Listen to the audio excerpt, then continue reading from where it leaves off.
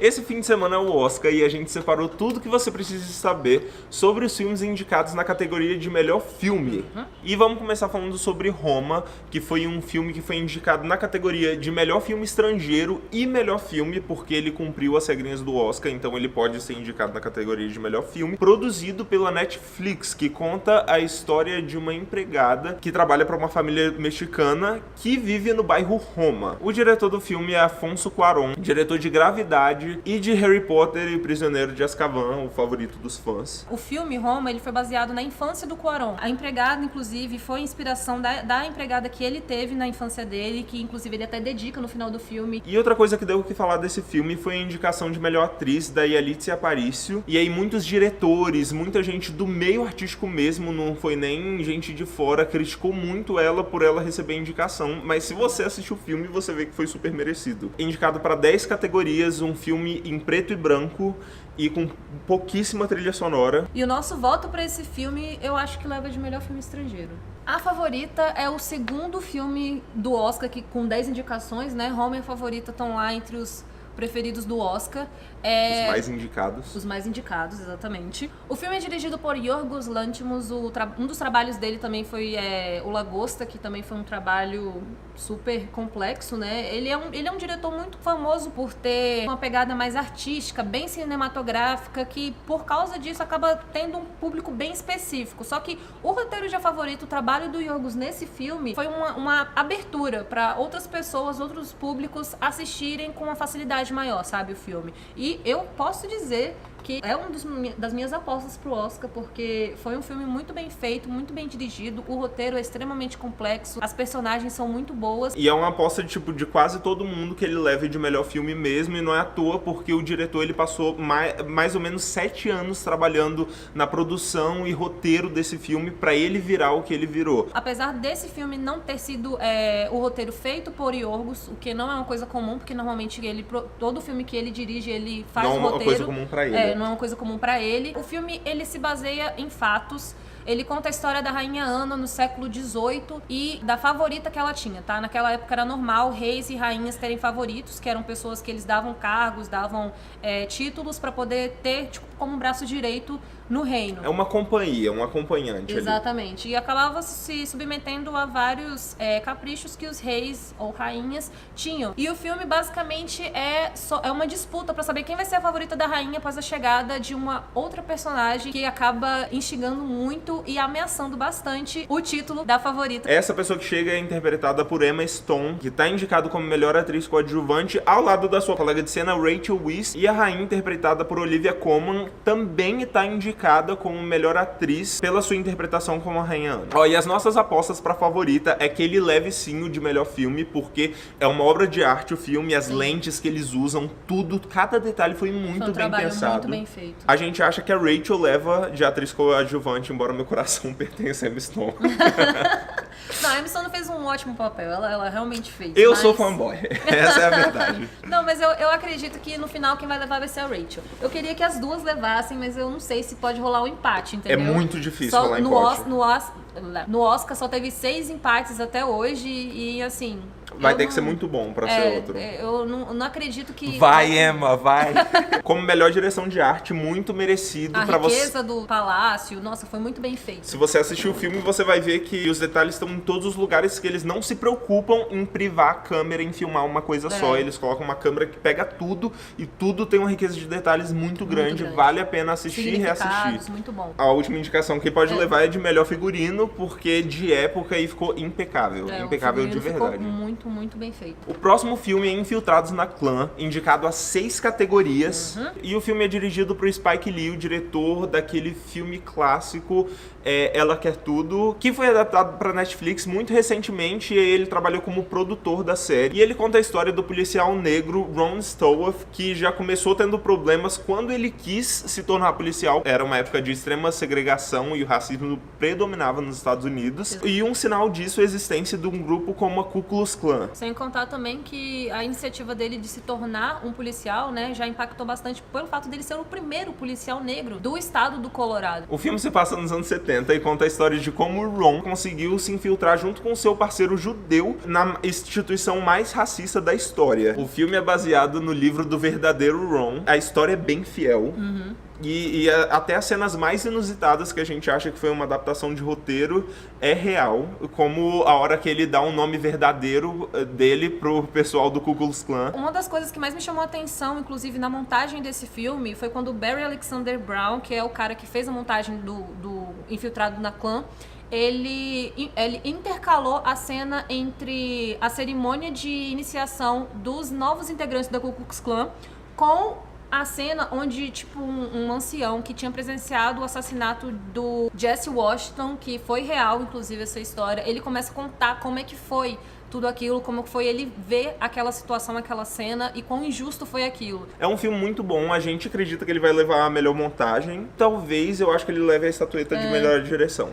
Vamos lá! O seu favorito que não vai levar nada. Mama, Just kill a man. Put a gun against his head. Put my trigger now he's Era pra dead. você ter interpretado. Eu também acho que era pra ter interpretado. Quem é Rami Malek perto de Natália Meirelles?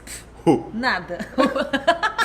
Tá na cara que é um filme que eu gosto muito, apesar de achar que não vai levar uma estatueta de ouro pra casa. Talvez ele leve de melhor edição de som, porque A edição foi boa. é um monstro. E pra eles mostrarem a grandiosidade e intensidade do que foi o Queen na história da música, eles tinham que ter uma edição de som boa. Então com eles não certeza. fizeram mais do que o papel deles. É. No filme com 5 indicações e 2 diretores.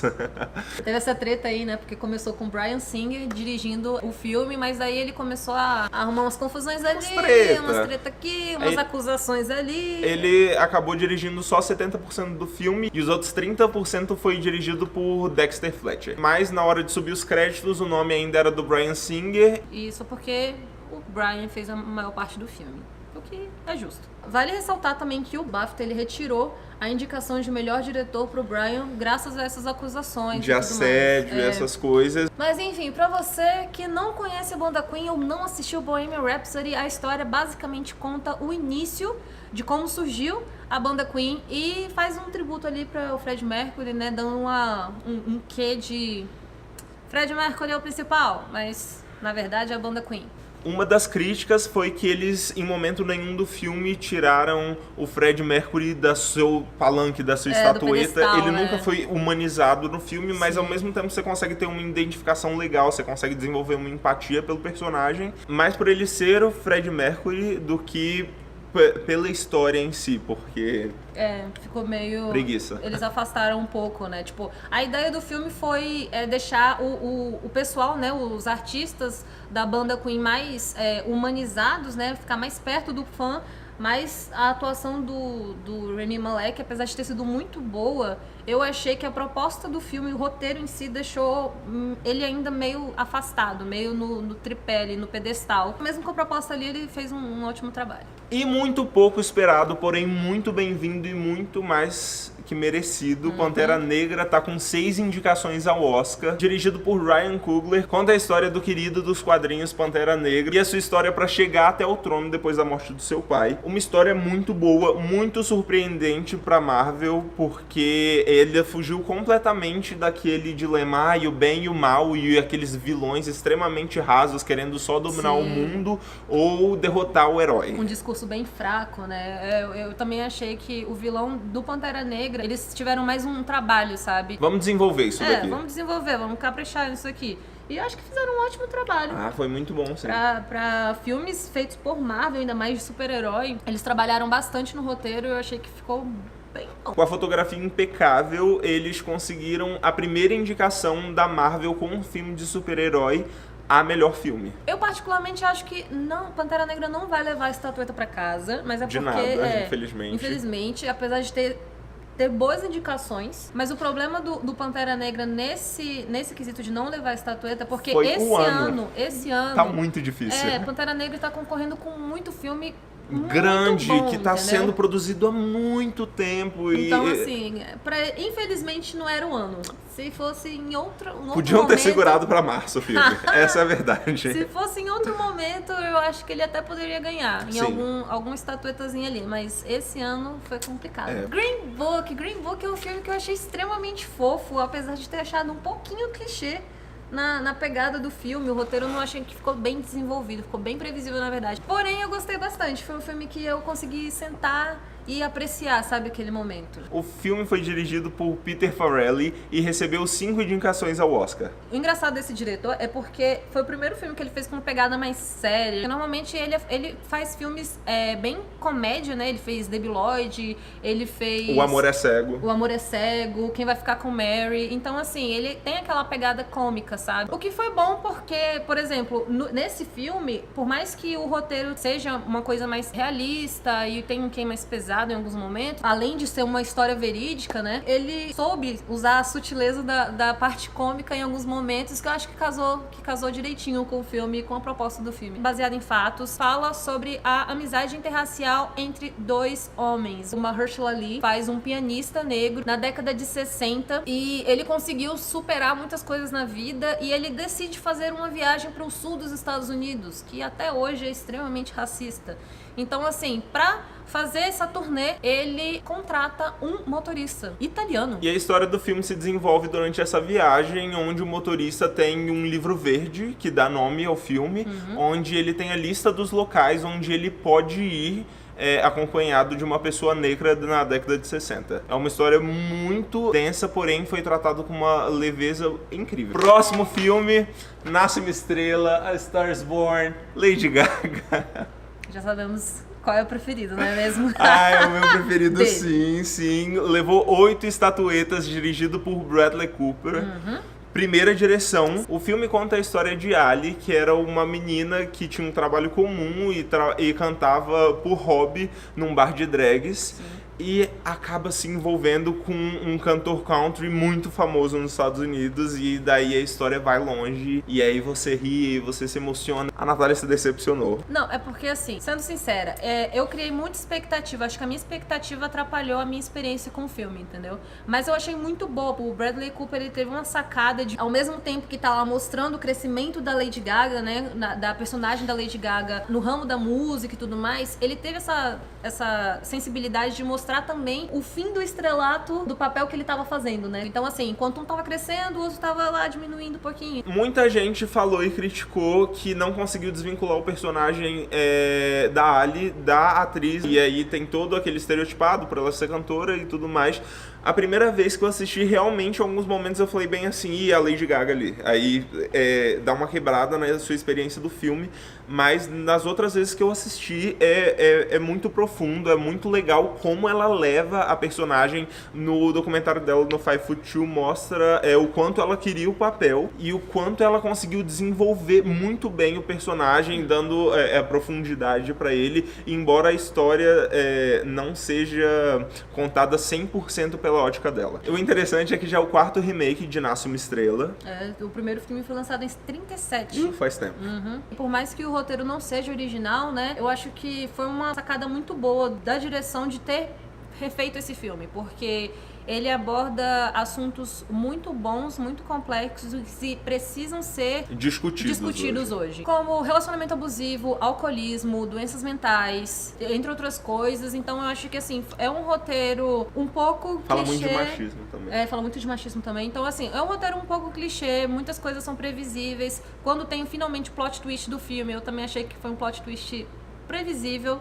Mas mesmo assim, não estraga a sua experiência, entendeu? Não estraga. Tipo assim, mesmo assim, você tem uma vontade de assistir o filme. E eu achei que a direção dele foi muito boa. Foi muito Bradley boa Cooper, pra uma primeira direção. A estreia dele, eu acho que ele está de parabéns. Eu, particularmente, acredito que dentre as 8 indicações, eu acho que leva melhor música original. E talvez ele leve também de melhor roteiro adaptado, porque foi muito legal o trabalho que eles fizeram mesmo com um roteiro tão antigo. Isso. E já tão foi tão feito. Não achei que foi uma coisa tão bacana batida quanto outros roteiros adaptados que a gente vê por aí. E para finalizar, vamos falar do Menino Vice, dirigido por Adam McKay. Vamos falar sobre Adam McKay. Ele normalmente faz filmes de comédia, né? A primeira aposta que ele fez em relação a filmes... Um roteiro mais denso. mais denso também. Foi, inclusive, o filme se chama A Grande Aposta. Ele levou também umas indicações aí, levou o Oscar, mas...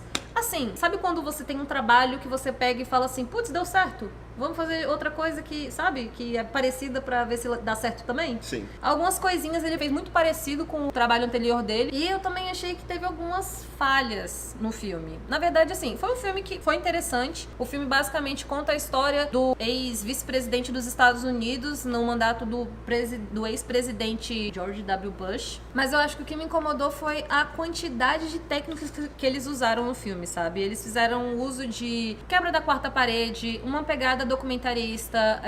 E ao mesmo tempo não. E ao mesmo tempo não. Usaram muitas metáforas visuais que às vezes deram certo, às vezes foram uma coisa assim, uma sacada de gênio, mas outros momentos eu achei que foi muito desnecessário e que não tinha por que estar lá. Querendo ou não, foi um filme que inovou, né? Ele foi lá e teve a coragem de fazer um filme com essa pegada. Mas assim... É que não é muito filme. Não é muito comum. Eu acho que isso foi o que mais agradou a academia, que chamou mais atenção, na verdade, da academia. Inclusive, a minha indicação pra esse filme é melhor montagem e melhor ator, porque a gente precisa também bater umas certas palmas pra Christian Bale, que engordou aí seus 20 quilos pra interpretar o papel de Dick Cheney no filme. E ele é muito conhecido por conseguir fazer essas mudanças com o corpo. Ele conseguiu engordar 19 quilos na época pra fazer Trapaça e emagreceu 28 quilos pra fazer o seu papel em Operário. Dizem que ele conseguiu pegar a persona e os trejeitos de uma forma bem profunda. Ele estudou bastante. É nítido que ele estudou os trejeitos do ex-vice-presidente, né? E que provou também pra muita gente que não é aparência, né? Apesar dele ter ficado bem parecido com a maquiagem, com os quilinhos que ele recebeu durante o filme. E mais uma vez, das 8 indicações que receberam, eu acho que pode ganhar ali de melhor montagem, graças a essa iniciativa que o diretor teve de inovar, né, de arriscar, na verdade, e pro ator. E esses são os indicados do Oscar de melhor filme pra esse ano. Conta aqui embaixo nos comentários qual é o seu favorito pra ganhar o melhor filme. O nosso é o Nasce uma Estrela. Eu queria que ganhasse Infiltrado na Clã, mas acho que a favorita leva. Sim, eu acho que a favorita leva. E Nasce uma Estrela não vai ganhar. Vai ganhar a melhor canção original. Mas vai ganhar, aceita. Outra coisa muito legal sobre esse Oscar também é que foi o Oscar na história com mais indicações femininas. Isso é verdade. Palmas. Isso daí foi só pra frisar que a favorita é a favorita do Oscar. Então é isso, gente. Muito obrigado. Até semana que vem. Terça-feira tem vídeo novo. E tchau.